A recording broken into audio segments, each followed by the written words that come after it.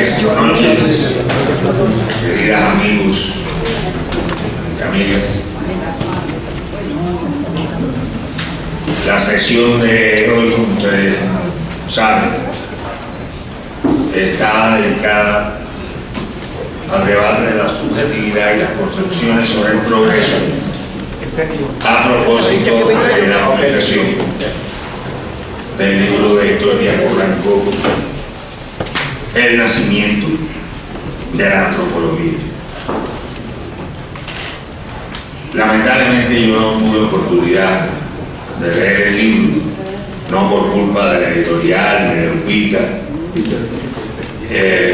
ni de Héctor. La verdad es que estuvimos el otro día en su casa hablando muchísimo, me entretuve y no me llevé el libro.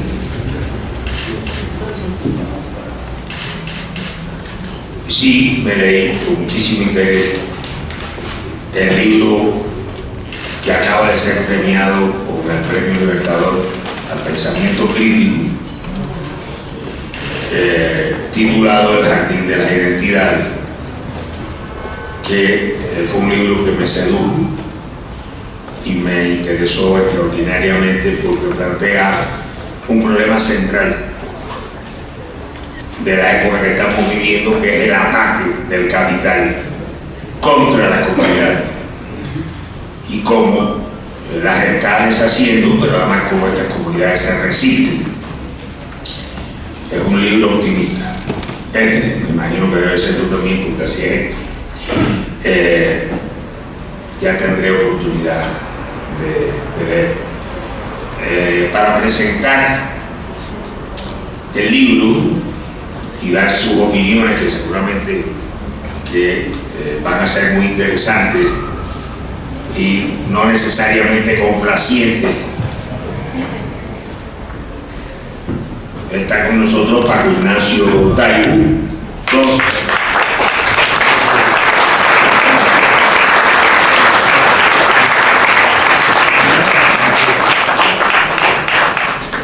escritor de novela negra,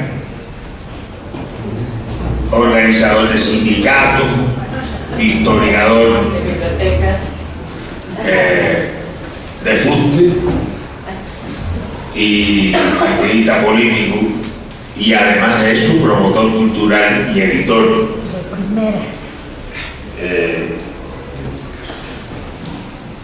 El otro día La Jornada publicó una nota, no sé si la leyeron ustedes, sobre la Brigada Fraterna Libertad, que es muy merecida porque se explica el trabajo que ha venido haciendo Paco con Paloma para la promoción del libro, de la lectura, de la biblioteca, y en realidad es algo que se hace con un gran amor, pero casi en el anonimato desde el punto de vista de los medios de comunicación. Y es impresionante la cantidad de libros que se están publicando por la Brigada para la Libertad y de libros extraordinarios. Aquí mismo vamos a presentar la semana próxima un libro de un maestro preso político, un libro de poemas, que justamente está promovido por la Brigada. Está con nosotros también Armando Bartra, que ya hemos disfrutado de su presencia aquí a lo largo de los años muchas veces, y nos da mucho gusto que esté de nuevo aquí, como nos da también mucho gusto que esté Paco. Armando, como ustedes saben, es un investigador de los temas del campo, es un estudioso a fondo del capital, tiene una serie de tesis en relación con el capital y la renta del suelo muy interesante, que vale la pena leerse y reflexionar sobre ello. Un hombre de una cultura extraordinaria, tiene una bibliografía respetable y además de eso dirige un suplemento muy importante de la jornada, que es la jornada en el campo, la jornada del campo, mejor dicho. que yo particularmente, cada vez que puedo, trato de leérmela completa, cuando no, por lo menos los artículos más importantes. Y está con nosotros el autor, Héctor Díaz Polanco, antropólogo, investigador social, activista político, luchador social desde su adolescencia, combatiente contra el imperialismo desde su adolescencia, con las armas en la mano, en su natal República Dominicana. Y pues nos da muchísimo gusto también que esté una vez más aquí. Héctor es de los tres participantes en esta mesa quien más ha estado aquí en el foro de Casarán, creo que ha estado aquí no menos de 30 o 40 veces. Me da gusto ver aquí algunas caras que hacía tiempo que no veía, evidentemente movidas por la presentación del libro y una presencia que de vez en cuando nos cae sorpresivamente, que es de la maestra Ifigenia Martínez.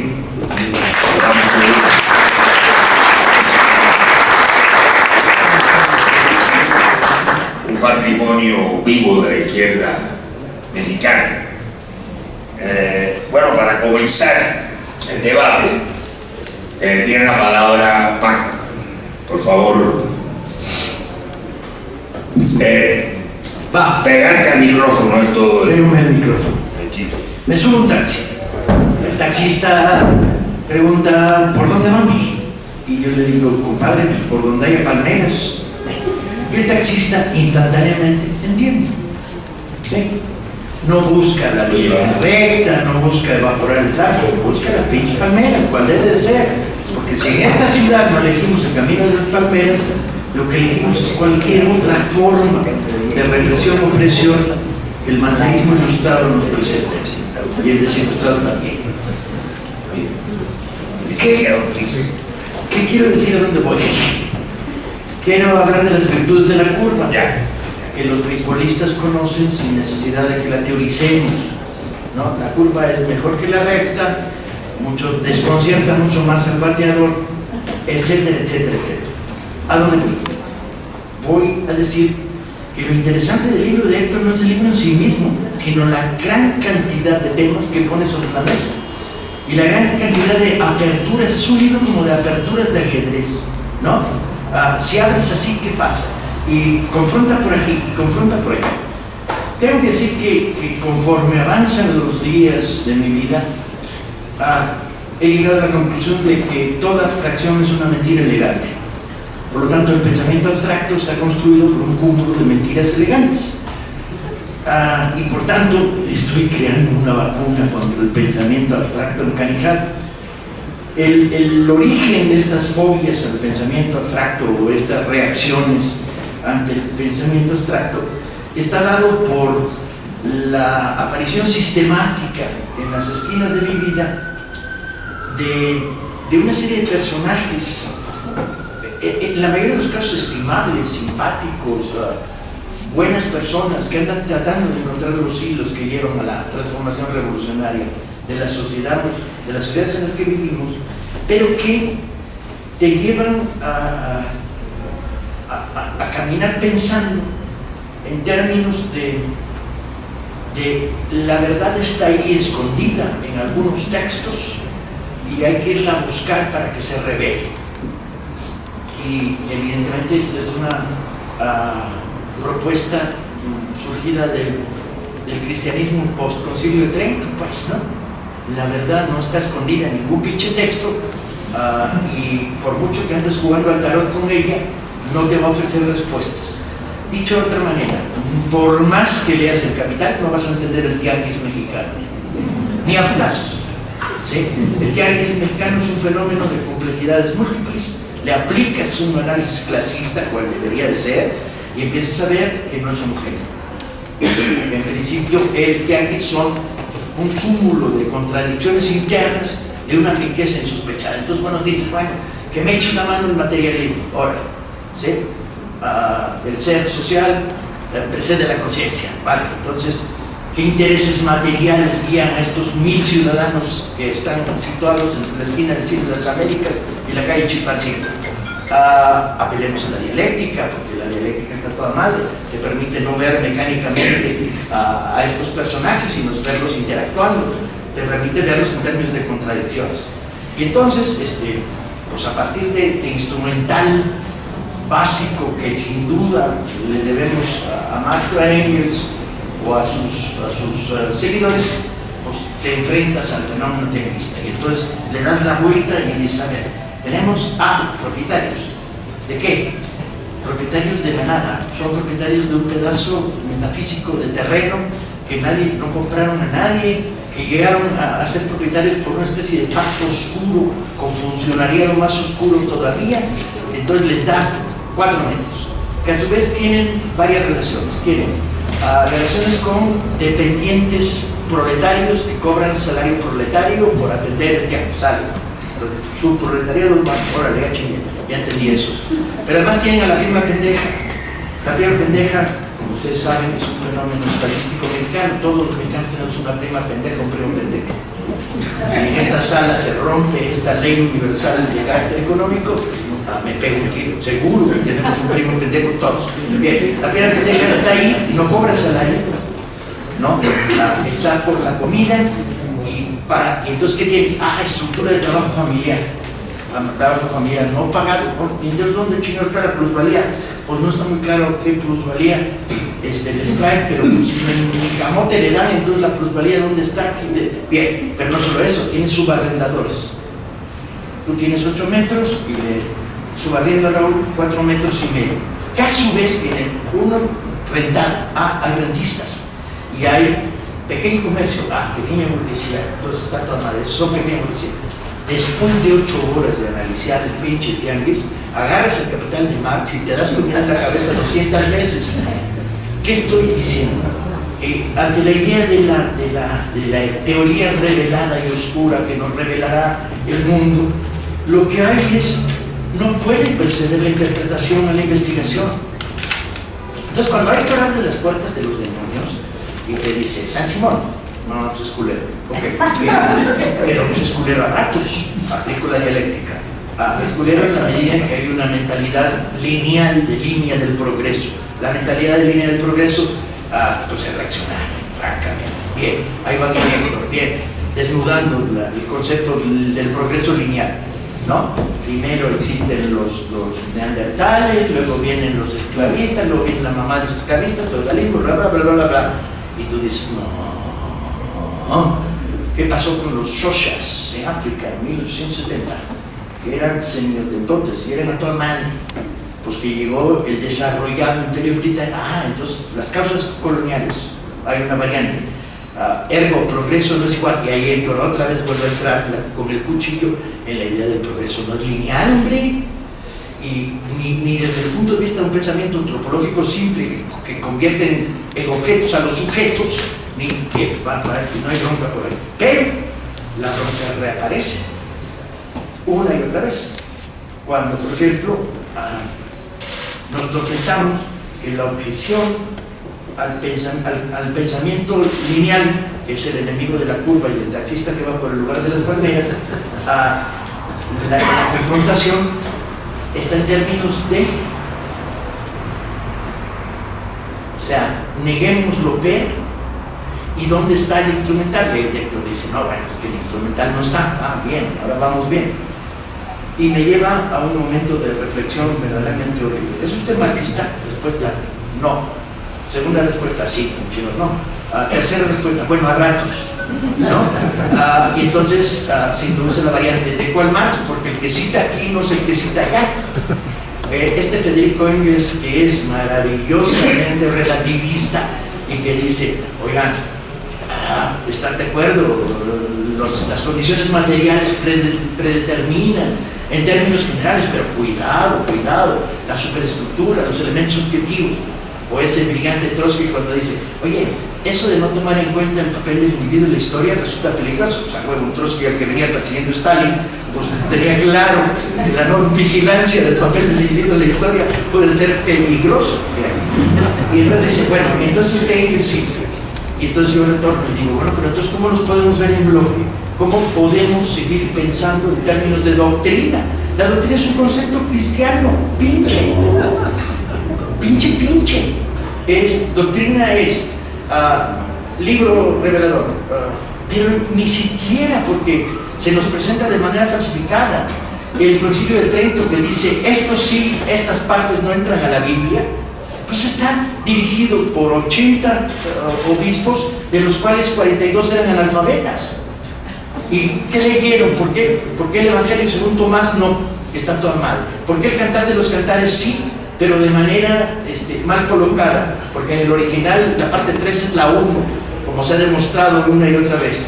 Entonces, Cantar de los Cantares, versión pinche, que es la de la Biblia, que lo descolocó. Y el libertino de Salomón, pero bueno, la Biblia, que es el libro revelado, pues es un camote, es un desastre.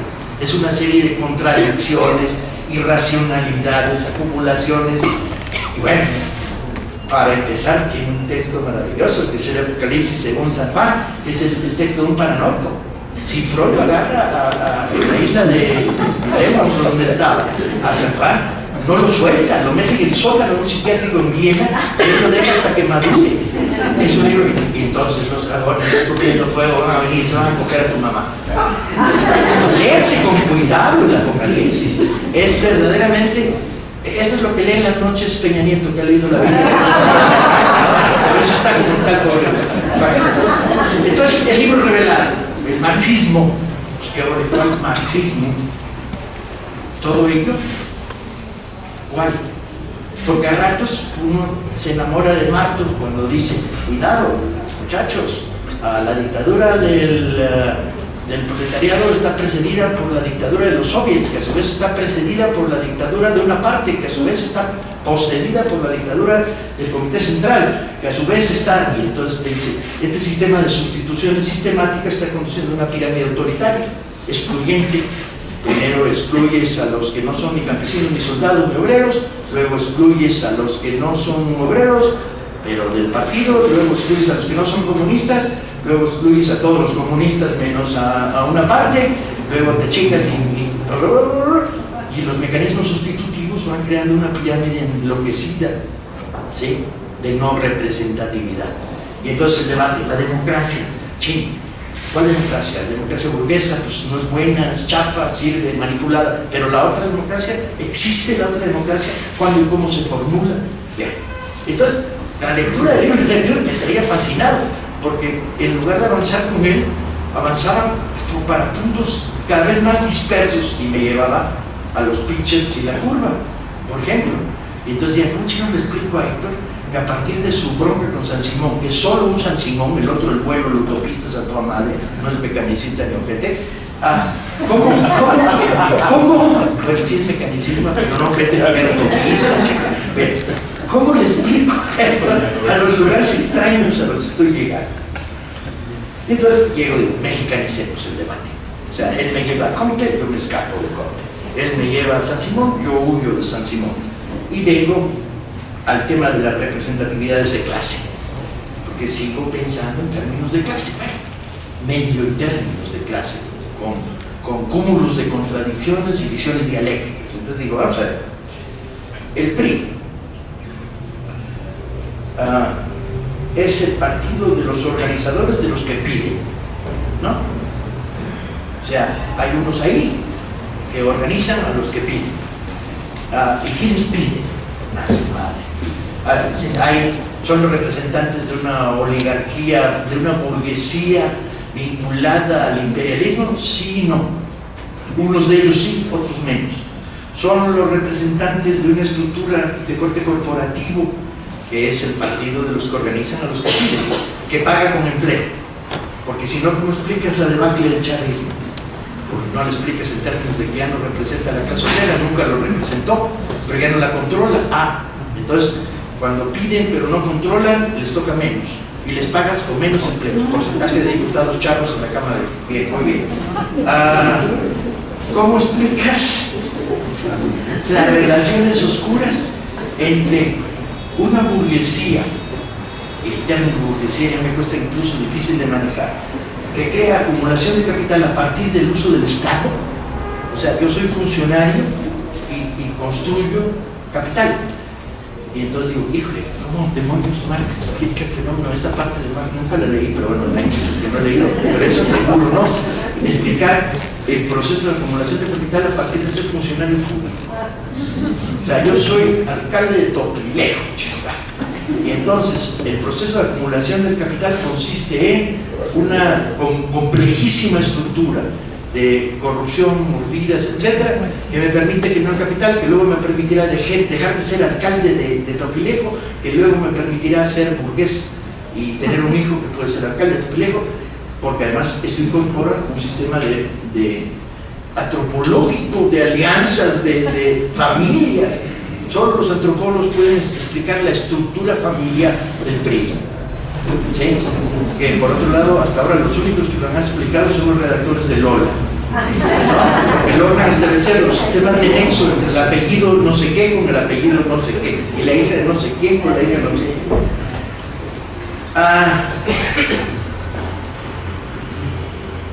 qué. Entonces sigo con el PRI, hasta que ya no entiendo nada. Y cuando no entiendo nada, regreso al texto de Héctor, que afortunadamente me trajo al campo de batalla un Engels bastante poco sectario y bastante flexible, y al debate sobre el ser social determina la conciencia o no, que es una visión bastante justa pero excesivamente mecánica, porque yo creo que todo proceso de pensamiento debía establecer en términos de frases que dijeran tal es tal, pero, o en general esto funciona así, sin embargo. O sea, que toda afirmación ideológica debía tener abierto el paso a la excepción, que es lo único que le da carácter de ley y de posibilidad de ley, en la medida en que no cierra la interpretación, sino que presupone lo inverso, que es, y este sería el final de mi introducción, y eso les pasa por invitarme a mí a este tipo de conferencias. No podemos seguir avanzando en términos de búsqueda de la verdad iniciática escondida en el libro, que cuanto más lo leamos más lo entendemos, sino invertir. Ha llegado la hora de declarar a todo el mundo que la interpretación es posterior a la investigación y no al inverso, que no puedes partir de la interpretación para buscar en la investigación la confirmación, que la teoría, hipótesis, tesis, búsqueda de la realidad, regreso a la hipótesis original, es falsa, es peligrosa, es dañina, induce a una búsqueda teledirigida que solo es confirmatoria y que no es informativa. Ergo, volvamos a la simpleza del Engels que estudia la clase obrera en Inglaterra y que dice, ahora puedo empezar a pensar, ¿no? Y sobre todo, tratemos de olvidarnos de los libros revelados. La gran batalla en nuestro tiempo en términos del pensamiento, del debate político, es el abandono de las doctrinas. El pensamiento doctrinario es de derecha, tiene una génesis conservadora y establece una cadena de dioses, prioridades, arcángeles, decisiones, predeterminaciones, que lo único que te impide es ir a la realidad para estudiar. Y yo les dije que no me invitaran a nadie.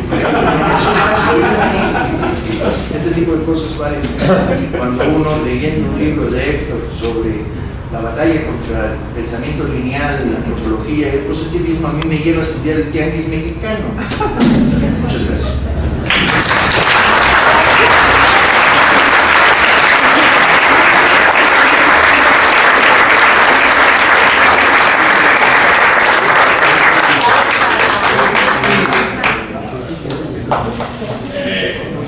Muchas gracias, Paco. Sin comentario. Ya lo digo todo. El libro que se está presentando y el libro anterior de Héctor, El Jardín de las Identidades, ambos están a la venta aquí, a la salida, y con un precio muy especial.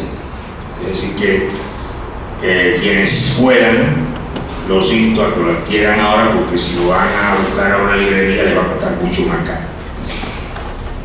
Esa es la información que se me olvidó poner en el correo ilustrado de hoy, y eso pues puede haber hecho que algunos de ustedes no vinieran preparados, pero aprovecho ahora y se los digo. Los dos libros, el Jardín de las Identidades y el Nacimiento de la Antropología. Y ahora vamos a escuchar a don Armando Vargas. Buenas noches, en verdad estoy contento de estar una vez más aquí, no necesariamente por la compañía, porque ser que habla después de Paco es siempre anticlimático, pero y además sobre todo porque estoy en radical, profunda y total discrepancia con lo que acaba de decirles Paco. Es absolutamente insostenible, sobre todo el punto de que el alcalde de Topilejo acumula capital. Como yo sé, porque vivo en San Andrés, Topoltepec, y otros que viven por ahí, Topilejo no tiene alcalde. Es un barrio de la Ciudad de México. Pueden hacer un chiste a costa de Paco, La segunda es que la introducción de Paco con el taxista y las avenidas o las calles con palmeras me parece particularmente afortunado. Y como yo soy culto, a diferencia de Paco, ya lo dijo nuestro presentador, a mí lo que se me viene a la cabeza no es el taxista, porque yo me vine en Metrobús sobre todo, sino Isaac Babel, un espléndido escritor, autor de un libro de memorias, cuentos, que se llama Caballería Roja, que se refiere a las luchas en Ucrania. Y en un lugar suelto, en un renglón suelto por ahí, dice que a él le gustaba leer Pravda para observar las curvas de la línea recta leninista. Pero repito lo que dice este hombre, no lo explica porque los literatos no tienen por qué andar explicando lo que dicen. Para observar las curvas de la línea recta leninista. Y uno tiende a pensar que el leninismo es una línea recta. Y en cambio Babel, que no era nada pendejo, decía, no señores, de hecho Lenin es un hombre que describe curvas. Y a mí esto me lleva, porque yo soy estudioso del campo sin duda, a Zapata. Y Zapata les decía a los topógrafos de las brigadas agrarias del sur, los que llegaron a ponerle límites a las tierras que habían devuelto a los pueblos, les dijo Zapata, señores, ustedes los del Teodolito, los de estas cosas, con unos tripiés y demás, son muy afectos a las líneas rectas, pero sépanse que aquí en el campo las líneas son curvas como el tecorral. Y es que la vida no es una línea recta, la vida es como el tecorral, la línea de la vida son las curvas, sinuosas como los caminos de la sierra, sinuosas como los ríos, sinuosas como las raíces de los árboles, sinuosas como el camino de las serpientes. De ahí se desprende, vamos llegando ahora sí a esto, que la historia no es lineal, que la historia no es causal, que la historia no es previsible ni siquiera con el método científico de Marx, o el método científico de Engels que había descubierto Marx. El otro, el mal no el de la clase de la Inglaterra. Y entonces, porque como sabía Paco, no hay que irse por las avenidas y los ejes viales, sino por donde están las palmeras, porque como sabía el chofer, lo que hay que hacer es callejonear, ¿no? Mire joven, lo voy a llevar joven, somos jóvenes. Mire joven, lo voy a llevar por donde llegamos más rápido, y por donde llegamos más rápido es callejonear. Dicho lo cual, paso a una intervención mucho más formal, porque si no esto parece amigos. Entonces sigue una intervención, digamos que convencional. El libro El nacimiento de la antropología, positivismo y evolucionismo, Héctor nos presenta una solvente revisión tanto del nacimiento y desarrollo de la sociología positivista como de la lectura historicista del enigma, y una revisión de una introducción lógicamente crítica, todo dentro del marco multiforme del pensamiento evolucionista. En los últimos capítulos, y son a estos a los que me voy a dedicar, Héctor pondera los trabajos de Bachofen sobre el derecho y la familia, y bueno, finalmente Héctor es de formación abogado y entonces sabe de lo que habla en el caso de Bachofen, y además antropólogo, por lo tanto sabe de lo que habla en el caso de Morgan, que se ocupa de la comunidad primera. Para terminar con una muy pertinente, creo yo, reflexión sobre la filosofía y la historia de Marx. Este apartado conclusivo destaca la ruptura del autor del Capital con la ruptura póstuma, o sea, un poco más y no rompe, cabrón, si hubiera muerto, pero ya muy viejo y emplazado por una señora de las Flores que aparece por ahí, una militante, ni siquiera un intelectual, nada de currículos, nada de academia, nada de títulos, que dice, perdón, todo el mundo habla de usted es un hombre muy sabio, usted está muy ocupado, tiene mucha chamba, está todo el tiempo escribiendo libros gordos, pero nos han dicho que no podemos hacer la revolución. Y nos han dicho que hay que esperar a que se desarrolle plenamente el capitalismo. ¿Me podría decir más o menos cuántos años, cuántas décadas, cuántas años? Por saber, nada más, para decirles a los compañeros que están muy calientes. O si no, pues digamos, usted que nos autoriza, y Marx, después de complicarse mucho la vida, digo, los autorizo, si quieren hacer la revolución, hagan. De eso trata el último capítulo, lo digo simplificando, pero de eso trata.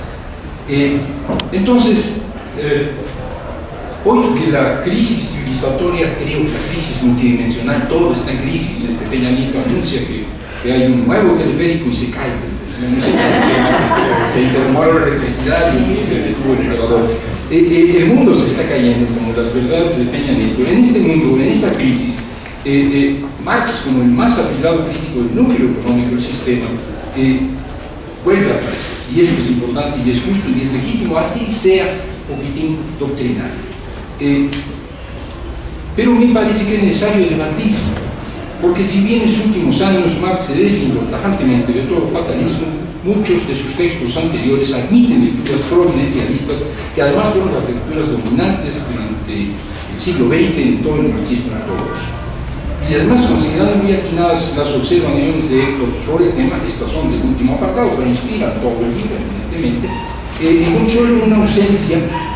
Será por mi formación profesional, porque yo estudié en la Facultad de Filosofía, de ahí vengo de tirar un rollo a filósofos, que también son personas, también merecen el diálogo, no todos, no pasa nada.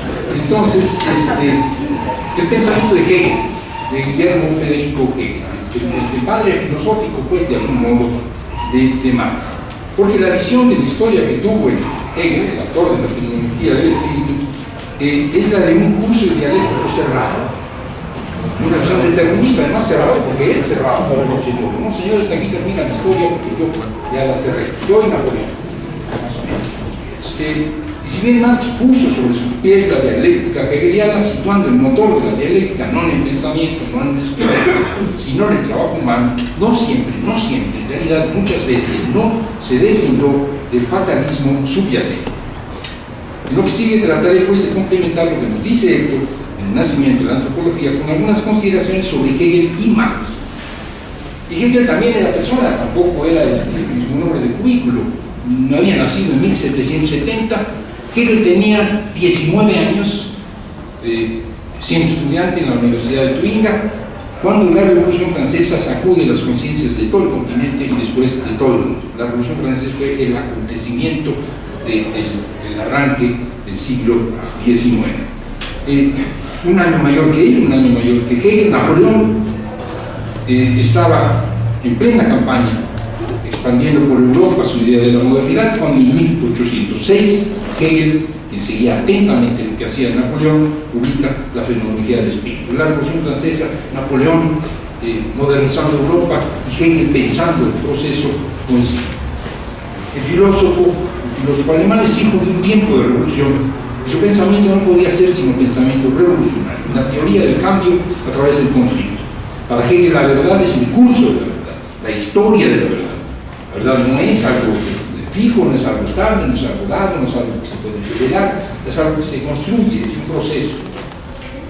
Simplemente porque los tiempos de Hegel son tiempos intensamente históricos. Una historia que para quienes la viven y la hacen tiene una dirección. En ese momento se siente que la historia tiene sentido, tiene dirección, un sentido progresivo, una dirección progresiva, ascendente, promisoria. La razón de sus protagonistas, aún los mayores como Napoleón, está sometida a una razón mayor, a una razón con mayúscula, a un designio del que son ejecutores. Esta es la sensación que se tiene. La historia universal, dice Hegel, no es una colección de acontecimientos casuales, sino que sus acontecimientos existen en una conexión necesaria. Esto lo dice en una conferencia introductoria a un curso de filosofía. Y luego dice, en la historia exigimos una conexión necesaria donde los fenómenos individuales adquieran una posición y una relación esenciales con respecto a un fin. Hasta ahí Hegel. Y este sentido inmanente, esta conexión necesaria, es la que guía al espíritu, según él, en su tránsito de la identidad inmediata y abstracta a la identidad mediata y concreta. La filosofía provoca daños, la agitación del filósofo, claro. Entonces decía yo, estos fenómenos individuales adquieren una posición y una relación siempre esenciales respecto de un fin. Estamos hablando de un finalismo. Y este sentido inmanente, esta conexión necesaria, es la que guía al espíritu. En palabras de Hegel, este ser consigo es su finalidad más elevada, encontrarse a sí mismo, devenir por sí, fusionarse consigo mismo. En esta promoción se da una enajenación, una desunión, una separación, pero es la naturaleza del espíritu enajenarse, separarse, extrañarse, para después volver a encontrarse de nuevo. Y si alguien lee a Marx desde esta perspectiva, verá que Marx dice algo parecido, lo veremos. Tenemos aquí a la negación que posibilita la negación de la negación, al extrañamiento como el momento necesario, como tránsito, sin el cual no puede haber reencuentro en un nivel superior. Y en tanto que el curso que va del en sí, otra vez al en sí, pero pasando por el extrañamiento, se trata de un círculo, de una historia cerrada. Dice, vuelvo a leer aquí, la evolución absoluta, la vida del espíritu, es solamente un proceso, un movimiento, hasta ahí muy bien. Este movimiento universal, en tanto que concreto, es una serie de formas del espíritu que no debe ser representada por una línea recta, maravillosa. Hay bandas curvas de Zapata, hay bandas curvas de Lenin, no como una línea recta, sino como un círculo, como un regreso al sí. Hay un progreso en la evolución, pero este progreso no se dirige al infinito abstracto, sino que retrocede hacia sí mismo. Y aquí tenemos a Hegel en su circularidad. ¿Y Marx qué onda? Marx había leído a Hegel. Marx había leído a Hegel como un filósofo revolucionario que Hegel era.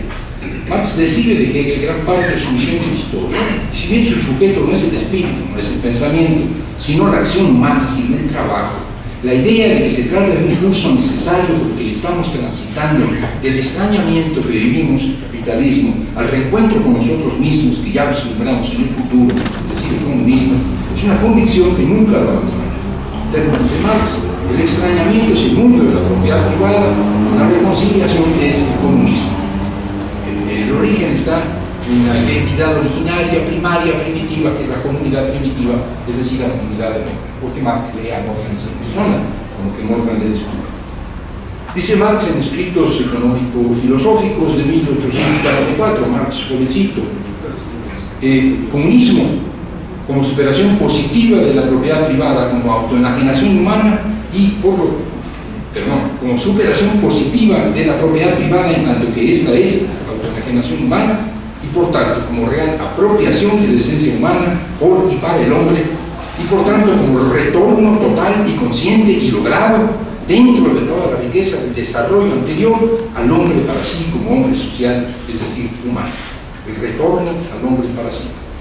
Este comunismo es la verdadera solución de la pugna entre existencia y esencia, entre objetivación y la afirmación de sí, entre libertad y necesidad, entre el individuo y la especie. Es el comunismo el secreto revelado de la historia y tiene conciencia de ser esta solución. Marx estaba chico y escribía siempre de salito como Hegel, pero bueno, está diciendo algo muy semejante a lo de Hegel, evidentemente en términos, diríamos, materialistas.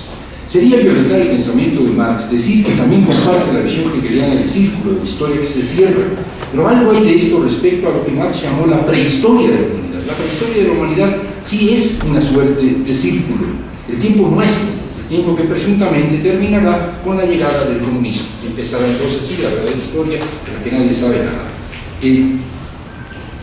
La idea se refuerza cuando Morgan le descubre o le inventa, porque Morgan en realidad no descubre nada, inventa buena parte de lo que sostiene, que en el principio hubo una comunidad arcaica, un comunismo simple, primitivo, inmediato, una suerte de en sí, que para completarse necesitaba salir fuera de sí, necesitaba el extrañamiento, la imaginación, la chinga, pues, de la propiedad privada, o sea, el capitalismo, que esto le permite desplegar sus potencialidades para luego regresar otra vez a la comunidad superior.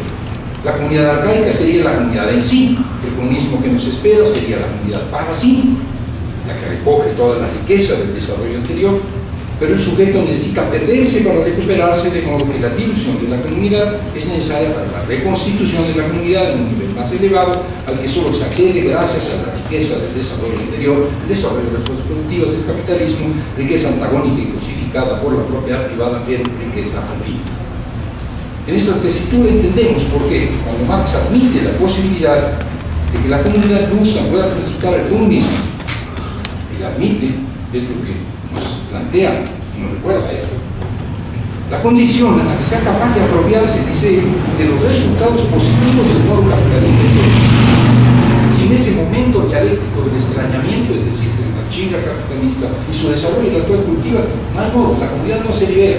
Se libera si es capaz de recuperar aquello que no transitó en Rusia, pero que transitó en otros sitios. Marx abandona la dialéctica de esa síntesis tomada de Hegel.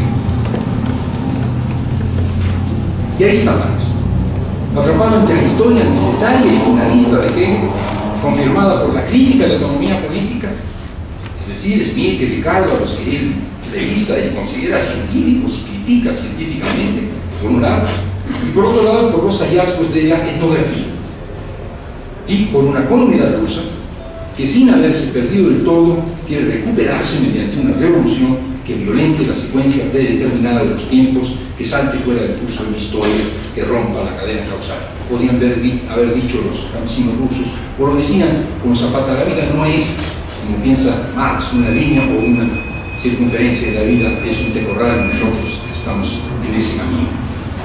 En otros términos, atrapado entre unos campesinos rusos, atrapado entre unos campesinos rusos impacientes que no quieren esperar a que los conduzcan los proletarios, una clase, la del proletariado, cuya superioridad ontológica radica en que, por haber surgido del mundo de la pasmosa pero alienada producción capitalista, puede emanciparse, puede recuperarse del extrañamiento conservando la potencia del capitalismo. Pero los campesinos no tienen este curso, no tienen esta riqueza del desarrollo anterior. Los campesinos no pueden ser, entonces, piensa Marx, verdaderamente revolucionarios. La argumentación determinista, y la acabo de formular, digamos, con sutileza la posible de una exposición de unos cuantos minutos, es ciertamente tentadora. Dan ganas de dejarse llevar por el providencialismo, dan ganas de dejarse llevar por una razón histórica en la que todo encaja, por un curso coherente y predeterminado que es garantía de que voy nadando a favor de la corriente, de modo que pase lo que pase, la historia la resolverá. Porque la historia marcha y yo voy a favor de la historia. Por eso seduce un socialismo científico, eso lo dijo Engels, que desde la ciencia garantiza que vamos de gana, que la emancipación es inevitable. Un paréntesis, Gramsci por ahí decía: ¿por qué eso de que la revolución es inevitable, el proletariado va de gana y la historia nos absolverá? Porque nos dan quemadrazos, porque vamos de derrota en derrota, entonces le deprime uno, entonces hay que decirle: bueno, sí, todo está en contra, pero la historia está a nuestro favor. No te preocupes. Gramsci no creía que la historia estaba a nuestro favor. Gramsci creía que el determinismo era la peor de las argumentaciones, porque el proletariado se desarma a sí mismo si cree que la historia va a su favor y nada más. Pero se entendía por qué. El problema está en que esta seguridad, que filosóficamente es hegeliana, para el pensamiento común es religioso. Y es que los manuales de materialismo histórico, los catecismos rotos, siempre enfatizaron el fatalismo revolucionario. Su mayor argumento, si ustedes los han leído, es que Marx y Engels determinaron científicamente, óigase bien, científicamente, no de otra manera, la inevitabilidad de la revolución y el socialismo. Y así tuvimos un marxismo profético que, como el cristianismo, escruta y anuncia lo que vendrá. En nuestro caso, del socialismo, del mismo modo como las disquisiciones escatológicas de los apóstoles se ocupaban de escatología, de las cosas últimas. El marxismo lo podía profetizar, los profetas, porque había escrutado los designios de la providencia había descubierto la necesidad histórica que se impone fatalmente sobre la casualidad. La revolución es entonces una suerte de apocalipsis, el tema del apocalipsis, el triunfo final del bien sobre el mal, por la que los justos serán recompensados y los opresores serán castigados, y esto no es más que un baile de lágrimas. Las primeras señales de que quizá la historia no marchaba sobre los carriles previstos fue el progresivo enfriamiento de los alzamientos en Europa, en fin, de una primavera de los pueblos, un término que se usó entonces, que coincidía durante el siglo XIX con la intensificación de las luchas, el reflujo de la primavera de los pueblos en Europa. Después de la Comuna de París no hay ningún ejemplo de que algo así como el proletariado va a tomar el poder y va a crear un nuevo Estado. Coincide con la intensificación de las luchas contra la dominación imperial en las luchas antihistóricas. Estas luchas periféricas, pues presuntamente las potencias europeas llevaban a la periferia, a las orillas del mundo, la modernidad y con ella las premisas para la verdadera emancipación futura. El problema es que, repito, salvo la Comuna de París, el proletariado continental no parecía prestarse para la gran revolución, mientras que por los colonizados se alzaban en la India, en China, en Irlanda, en México. Poco a poco los filos más cortantes del eurocentrismo se iban limando y con ello las seguridades en el curso lineal y progresivo de la historia. Pero, como lo señala Héctor en su libro, fue la circunstancia rusa la que sacudió más fuertemente las convicciones de Marx.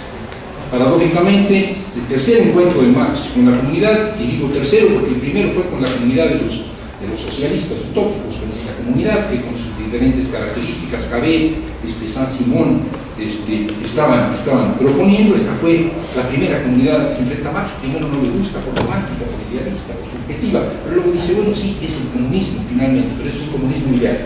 La segunda comunidad que aparece es la comunidad arcaica, la comunidad anterior, la comunidad de Morgan, en medio del capitalismo, una comunidad arcaica, una comunidad superior, pero luego aparece la maldita tercera comunidad despeinada, desfajada, hablando en ruso, además no le entendía el cabrón, tuvo que estudiar ruso para entender la comunidad rusa. Y cuando entendió la comunidad rusa le dijo por voz de veras azul, señor, nuestras comunidades pueden hacer la revolución o tienen que esperar a que el capitalismo las disuelva. Y la respuesta de Marx, la revolución. Ya veré qué hago yo con mi dialéctica histórica. No hizo mucho porque se murió.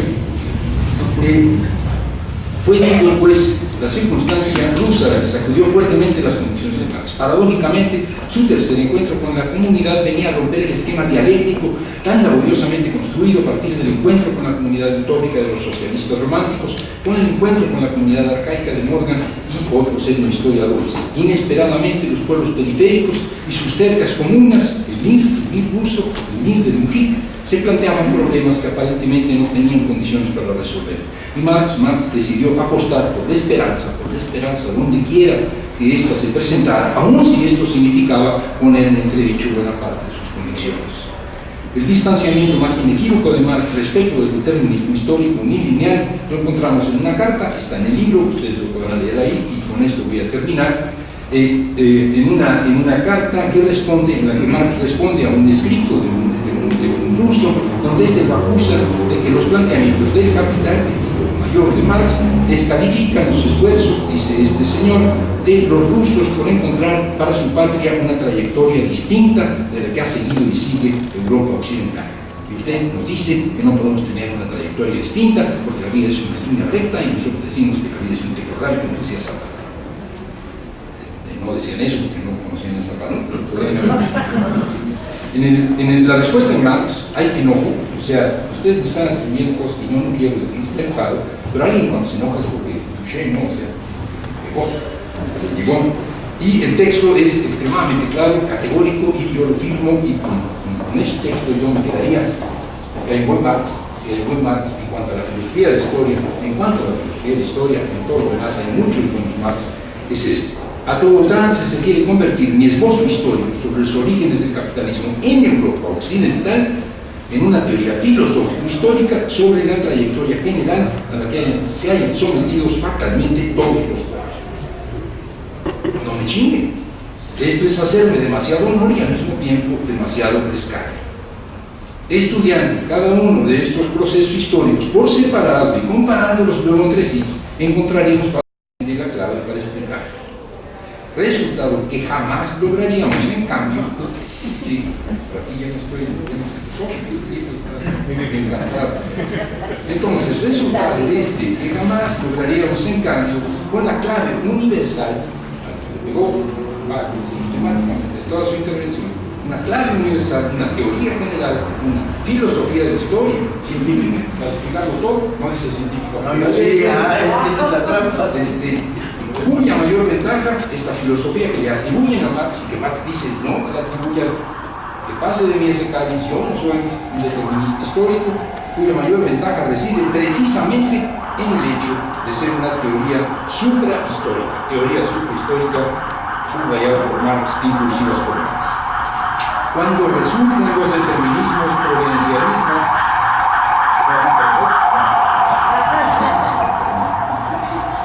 cuando resulten los determinismos providencialistas y el fatalismo histórico, hay que tomarle la palabra a Marx, a este Marx, como lo hace Héctor en el último capítulo del nacimiento de la antropología. Gracias.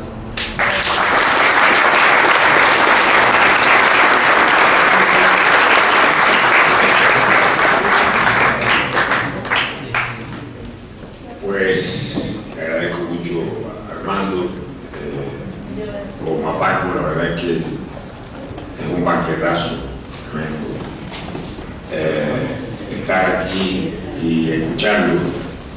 Yo me estaba acordando desde que estaba hablando Paco y ahora con el tianguis mexicano y luego Armando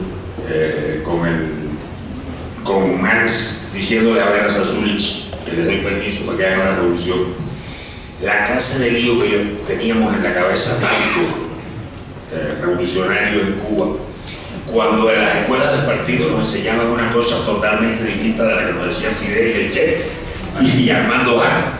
En las escuelas del partido estudiamos los manuales soviéticos y los profesores que nos impartían eso habían estudiado con soviéticos y habían en muchos casos ido a la Unión Soviética a estudiar. Entonces, por ejemplo, nos enseñaban que la base económica fundamental del socialismo es el desarrollo de la industria pesada, generando en Cuba. Realmente a nosotros nos salvaron la revolución como hecho económico-social, una revolución tan grande como esa, y Fidel, el Che y otros, el líder revolucionario, el que más me viene a la mente ahora es Armando Jara. Ahora tiene la palabra el autor del libro.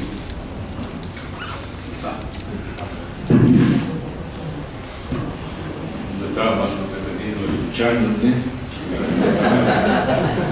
Yo le di un libro a estos dos caballeros y creo que leyeron otro.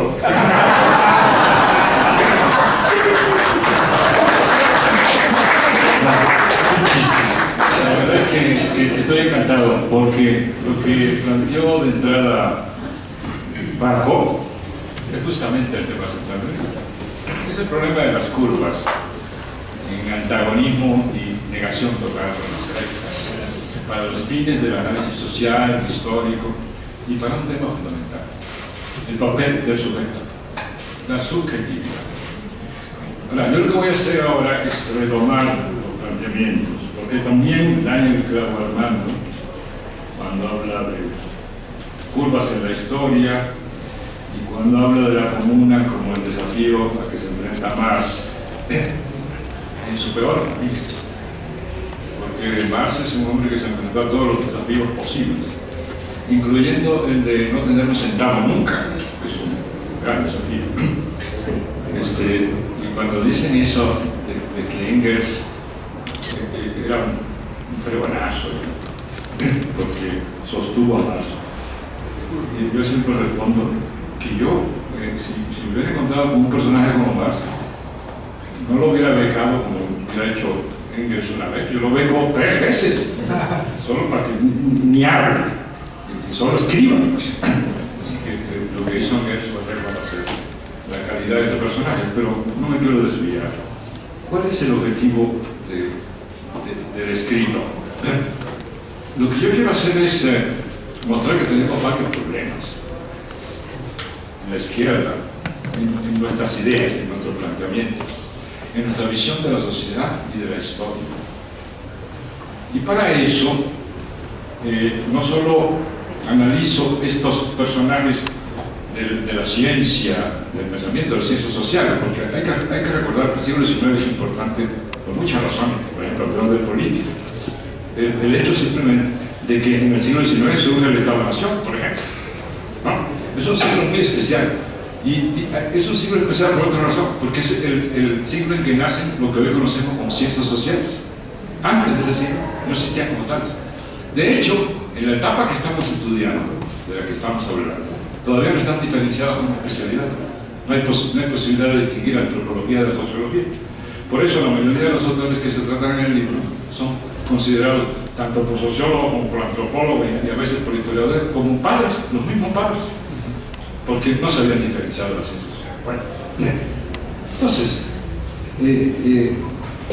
lo que tenemos en el siglo XIX es, aparte de estos dos ejemplos, por ejemplo, un tercer ejemplo, que es una gran bifurcación del pensamiento, que da origen a una línea que conduce a través de estos pensadores tipo Saint-Simon, Kant, Morgan, etc., Hoffen, y que sientan las bases que conducirán finalmente a las ciencias sociales como la conocemos.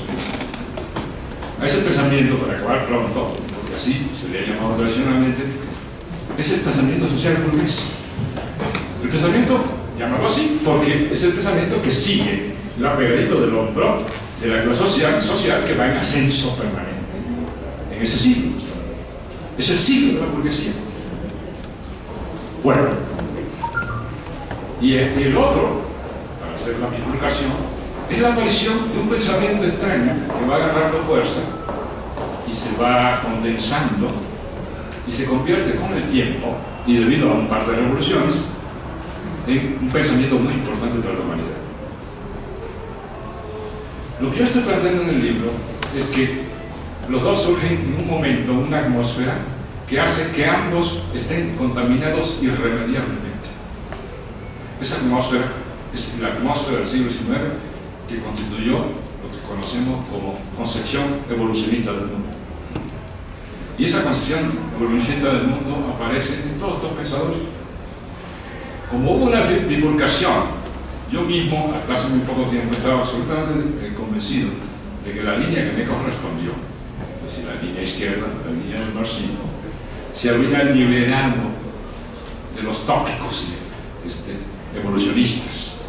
Bueno, no voy a explicar ahora todo lo que esto implica porque pues, me distraigo de la línea central, pero en síntesis se trata de una visión que supone que la sociedad, por supuesto, atraviesa por fases o etapas, pero que además esas fases y etapas son necesarias, es decir, no se pueden evadir, ahí están. Y tercero, que son ascendentes, y en un sentido positivo, mientras más se asciende, más progreso, ¿no? Por tanto, es una teoría del progreso finalmente. Entonces, cuando uno habla de bifurcación, piensa que esta línea, que terminó siendo el fundamento de la izquierda contemporánea, se había liberado justamente al bifurcarse, alejándose cada vez más de esa atmósfera. Lo que trata de mostrar en el libro es que ni el propio Marx logró desprenderse. Hasta la etapa crítica, la etapa dramática de su vida. Ahorita hablaré de eso. Sí, para decir cosas que los mantengan ustedes despiertos, se puede formular de esta manera. El marxismo, como lo conocemos, en su mayor parte, es puro evolucionismo. En realidad, no se desprendió del evolucionismo. Y cada vez que quiso salirse, vuelven a contaminarlo y lo vuelven a meter. Incluso yo examino un par de casos históricos. El libro no es muy histórico. Eso me lo salté porque yo iba a empezar por la pregunta ¿por qué Paco y por qué Armando? Y lo hice. Pues porque Paco es historiador y el libro es básicamente un libro libro histórico, por lo menos 2/3. ¿Y por qué Armando? Porque Armando ha publicado, hasta donde me acuerdo, mínimo 3 libros a mi juicio extraordinarios. Armando hermoso, El hombre de hierro,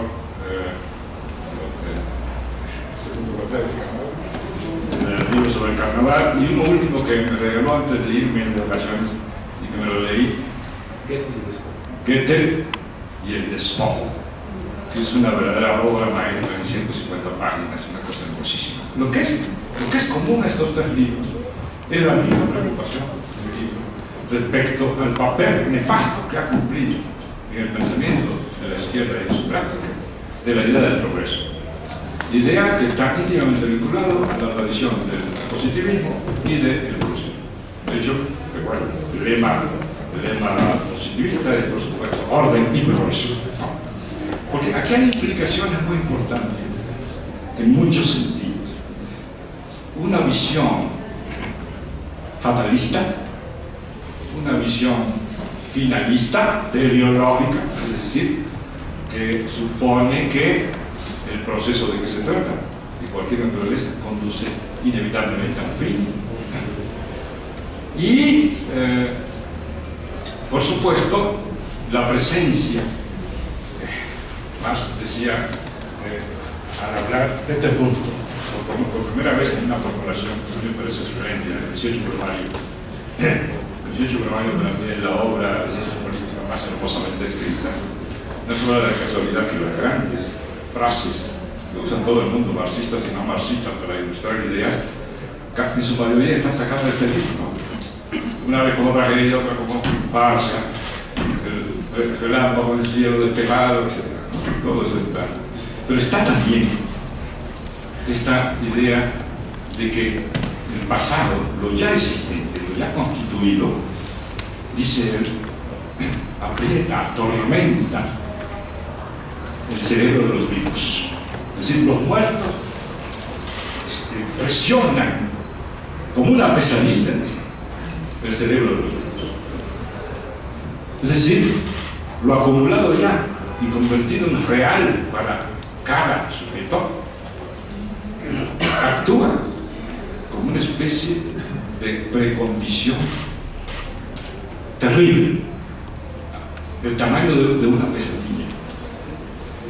El sujeto está exactamente sujeto por ese pasado acumulado que constituye la realidad del presente, la realidad del sujeto. Pero allí, al mismo tiempo, enfatizan, y sin embargo, los hombres hacen su historia. De hecho, es así como la hacen, no de otra manera. Es decir, la recuperación, ya no solo del mundo de lo real imponiéndose a los sujetos, la historia que conduce fatalmente en una dirección, la realidad como una roca dura, sino al sujeto capaz de modificar todo eso para hacer su propia historia. Y eso, a mi juicio, es lo que en el marxismo fue siendo arrinconado, merced al objetivo, a mi juicio suicida, de construir una visión del marxismo, para decir, del materialismo histórico particularmente, pero también del llamado materialismo dialéctico, que prácticamente, de manera completa, sujeta al sujeto y anula al sujeto, a favor de lo que parecía más importante, el hecho de que por nuestros padres fundadores, Marx, Engels y todos los demás, tenemos una teoría científica que nos indica el camino y que nos señala el fin que esas leyes, esa misma ley, no solo señalan, sino que construyen. Y el sujeto entonces está atrapado frente a esto. Como dijo Armando, este elemento teleológico, finalista, etc., está en Hegel, a la altura de Hegel, naturalmente, y también está en Marx. Es el Marx contra el que lucha Marx en esa etapa que a mí me interesa en el libro, al final del libro. Es decir, para decirlo en términos de las clasificaciones tradicionales, recordarán los terribles debates que hubo en el campo de las ciencias sociales y del pensamiento de izquierda, particularmente en el marxismo, sobre todo en los años 70 y adelante, respecto a la existencia por lo menos de dos Marx, el joven Marx y el Marx maduro. Teorías que planteaban que el buen Marx es el Marx maduro, porque el joven Marx, bueno, por eso era joven, todavía no había madurado sus ideas. Yo creo que para dirimir el tema de que estoy hablando, el Marx que nos debe interesar no es ni el Marx joven, ni el Marx maduro, sino el viejo Marx, el Marx anciano, el Marx exactamente de la última fase de su vida. Y eso es lo que yo intento describir, no con el arte expresivo de un novelista, pero intento mostrar que lo que está viviendo Marx en esa fase que va más o menos de 1875-77 a 1883, cuando muere, unos 8 o 9 años según el momento en que establezcamos el arranque de la crisis, es que se enfrenta al otro, como dices en tu libro muy frecuentemente, se enfrenta al margen. El que estaba mirando al centro es llamado, interpelado, como se dice ahora, por el margen, por lo periférico, por lo distinto, por lo que él consideraba hasta ese momento no central. Y Merced, por supuesto, tenía que ser una mujer para tener la agudeza de ponerlo contra la pared. Vera Sazulit, que escribe una inoportuna carta haciendo esta pregunta simplemente. Piense usted, le dice 3 cosas. Su libro, que acaba de ser publicado, se refiere en el tomo 1, ha sido leído por todos los revolucionarios de Rusia. Segundo, como usted en el libro está planteando una sucesión histórica que conduce de una etapa X, feudal, con campesinado autosuficiente, etc., a una etapa de solución del campesinado y a la construcción de una cosa que se llama capitalismo. Pero resulta que nosotros tenemos una cosa que llaman comunas, las comunas rosas, es decir, el mundo rural. Por tanto, la pregunta es muy sencilla. ¿Tenemos que pasar primero por la disolución de esto para llegar al capitalismo y luego al socialismo? ¿O podremos saltarnos esa fase? Entonces empieza algo dramático. Un hombre ya envejecido, había tenido muy mala vida, ya mencioné al principio, mala alimentación, exceso de trabajo, etc. Estaba muy traqueteado, ya Marx, ¿no? Como digo, ablandado por terracería teórica, de tal manera que, lleno de enfermedades, con muchas dificultades de trabajo, recibe esta gran pregunta. Y Marx dedica mucho tiempo para dar una respuesta que en condiciones anteriores habría respondido de inmediato, y escribe un manuscrito después de otro porque no lo logra, y escribe otro, y escribe otro, y escribe otro, y escribe 4 esposos, 4 manuscritos para la época, tratando de encontrarle la cuadratura a ese círculo, y finalmente logra elaborar una síntesis más o menos en la línea de este otro anterior texto que señalaba Armando, que es la carta a la revista rusa llamada, más o menos en español, Anales Patrióticos o algo por el estilo, en donde Marx está diciendo a alguien que le planteó que su libro básico, y esto tiene que ver con lo que una de las obsesiones de Paco, la cuestión del libro sagrado. Es el momento en que el capital empieza a convertirse justamente en libro sagrado. Y Marx tiene entonces que resolver el problema de un libro que está planteando una línea de desarrollo y que empiezan a endiosar el libro, convertirlo en letra sagrada.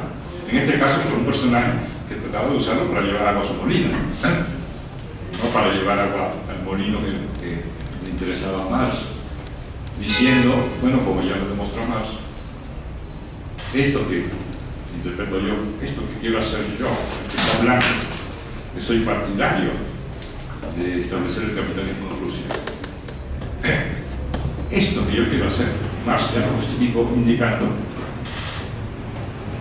que no está mal que disolvamos a la comuna, más bien es una necesidad histórica, como lo demostró Marx.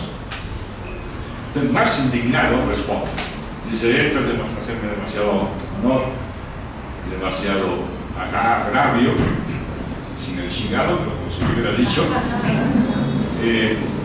Y no, mi teoría es que no existe tal concepción de la filosofía de la historia, no se puede predeterminar el curso de la historia, y empieza a hablar del medio histórico. Incluso lo dice en francés, para que no haya duda de lo que dice. Incluso escribe en francés, le meilleur historique, para que no haya duda. Entonces, lo que estoy diciendo es que para construir el conocimiento se requiere no poner por delante la interpretación a la investigación, como lo esbozó hace un rato Paco. Necesitamos poner por delante la investigación histórica, para luego pasar a la interpretación. Segundo, lo siento mucho, dice el viejo, no tenemos un esquema construido en el marco del cual hacer esa interpretación. ¿Sí? Un esquema previo, etcétera, etcétera. Y para cerrar, para no alargarme mucho, ¿por qué es tan fascinante esta fase dramática de Marx? Que ve que se muere y no termina de hacer la revisión de esta problemática y plantearla a su gusto, como estaba acostumbrado, siendo una persona genial. Y el sufrimiento que implicó eso.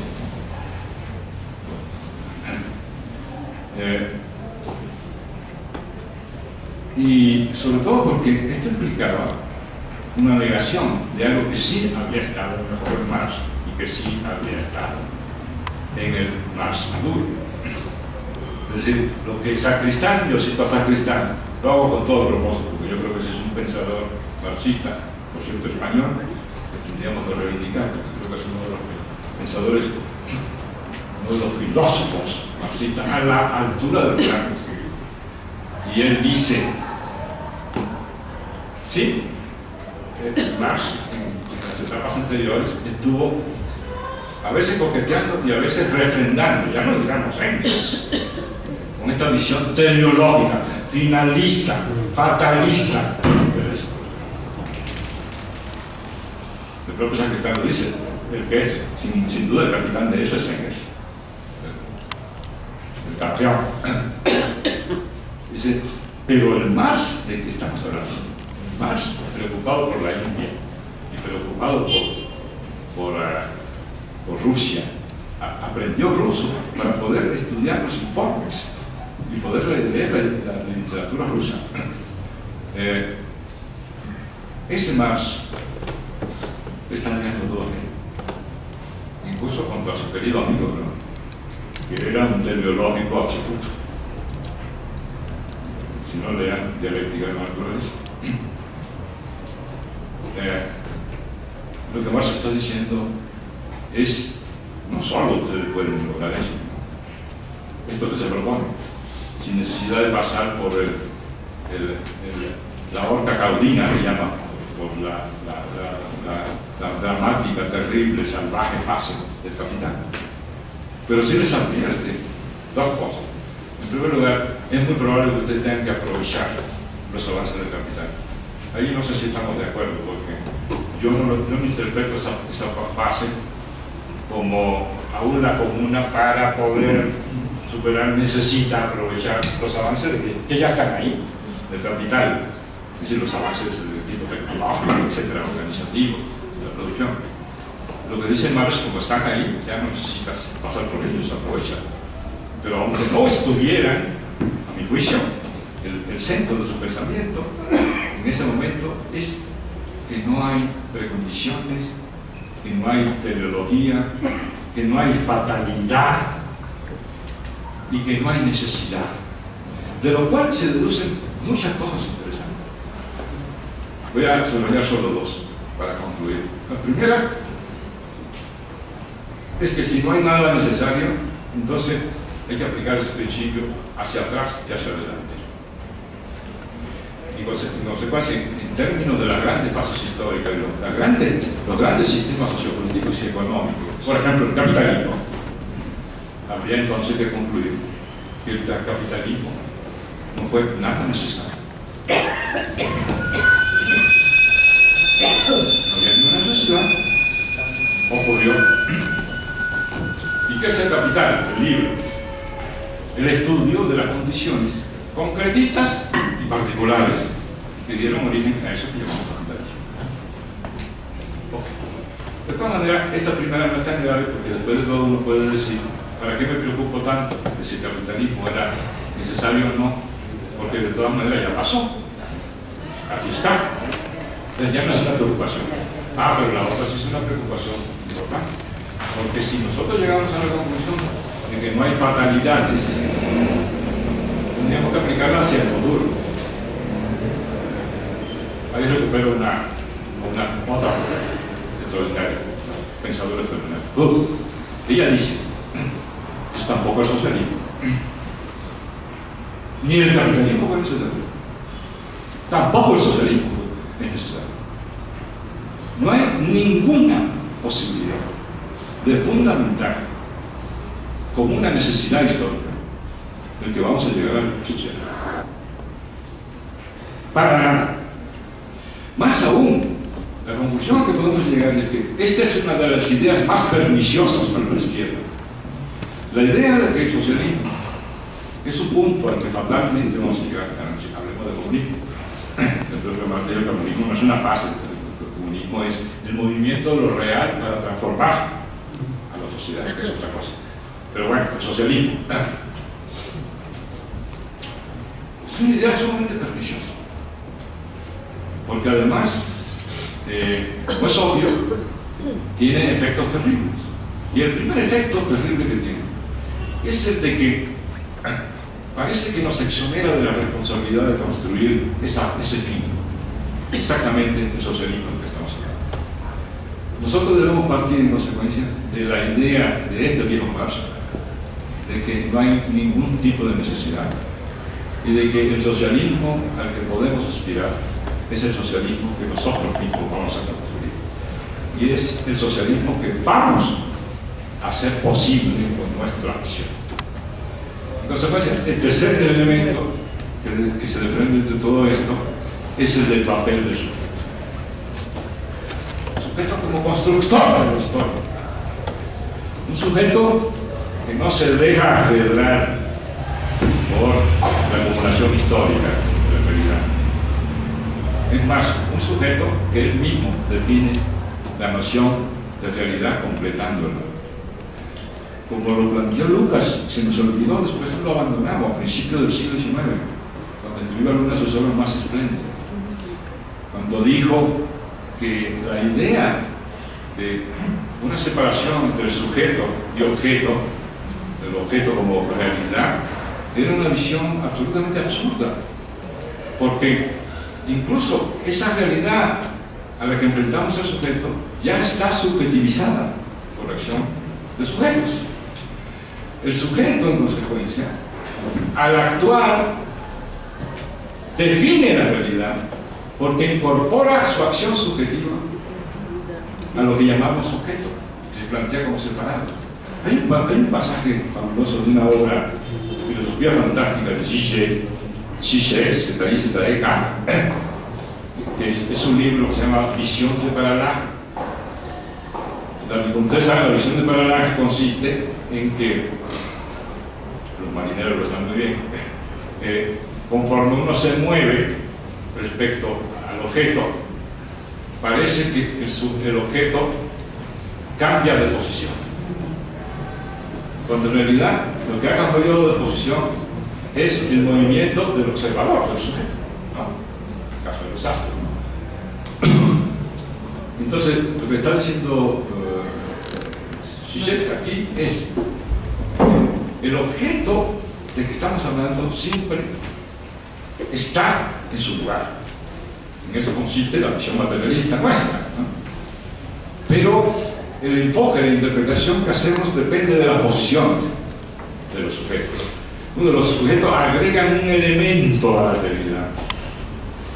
Por eso es que se habla de puntos ciegos, es decir, un punto de lo real mientras actúas, que no puedes ver. ¿Por qué no lo puedes ver? Porque ese punto ciego eres tú actuando en la realidad.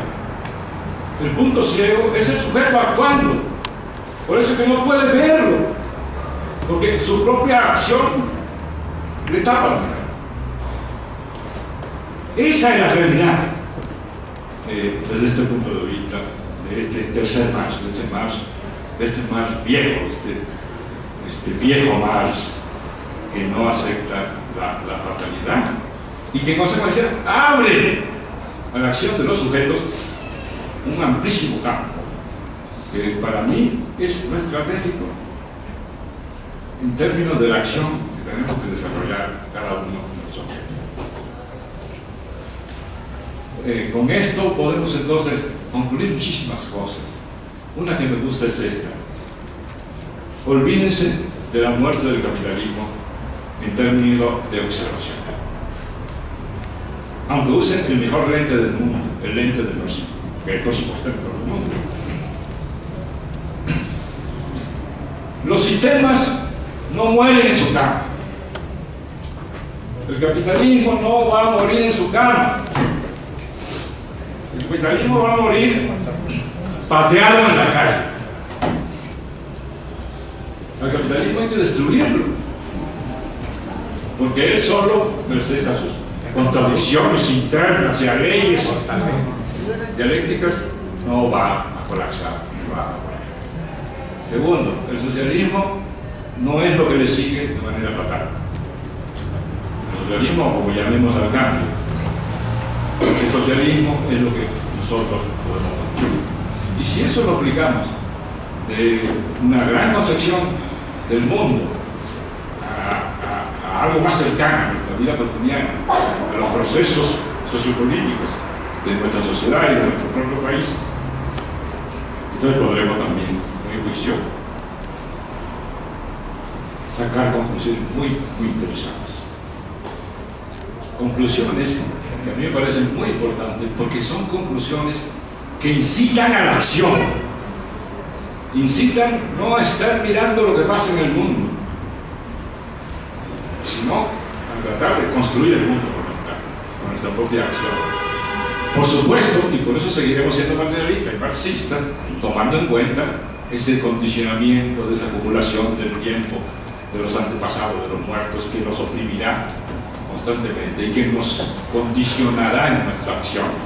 Pero lo que no puede ocurrir es que esperemos que esos condicionamientos hagan el papel del sujeto, que ocupe el lugar del sujeto social, colectivo, político, que es el único que tiene encargado esta pequeña tarea de transformar la realidad.